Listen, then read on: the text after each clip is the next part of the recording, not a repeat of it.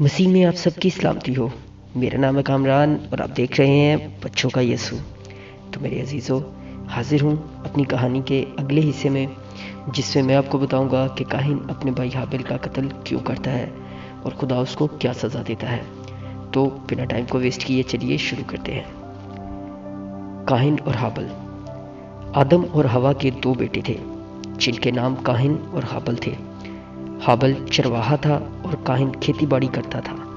एक दिन काहिन अपनी ज़मीन के फल से खुदा के लिए हदिया लाया और हाबिल भी अपना सबसे खूबसूरत बरा लाया। खुदावंद हाबिल की कुर्बानी से खुश हुआ, मगर काहिन के हदिये को कबूल ना किया और काहिन नहायत गुस्सा हुआ। और खुदावंद ने काहिन से पूछा कि तू क्यों गुस्सा हुआ और तेरा चेहरा क्यों बिगड़ा हुआ है? अगर तू भला करे तो क्या भलाई ना पाएगा, और अगर तू बदी करे तो क्या गुनाह तेरे दरवाजे पर दस्तक ना देगा?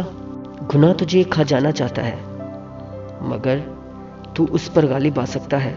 काहिन ने अपने भाई हाबिल से कहा कि आओ खेत को चलें, और जब वो खेत में थे तो काहिन ने अपने भाई को मार डाला। और खुदावंद ने काहिन से कहा, तेरा भाई हाबिल कहाँ है? उसने कहा, मैं नहीं जानता, क्या मैं अपने भाई का निगहबान हूँ? फिर खुदावंद ने उससे कहा, तूने ये क्या किया? तेरे भाई के खून की आवाज़ मुझे ज़मीन से पुकारती है। अब तू ज़मीन की खेती नहीं कर सकता, क्योंकि वो तुझे अपना फल ना देगी। अब तेरा कोई वतन ना होगा और तू तमाम उम्र एक जगह से दूसरी जगह भटकता रहेगा। काहिन ने कहा, मेरा कसूर नाकाबिले माफ़ी है। देख, आज तू मुझे वतन और अपने हुजूर से निकालता है और मैं रूहे ज़मीन पर आवारा हूँगा, और जो कोई मुझे पाएगा कत्ल कर डालेगा। और खुदावंद ने काहिन की पेशानी पर उसकी हिफाजत के लिए निशान लगा दिया।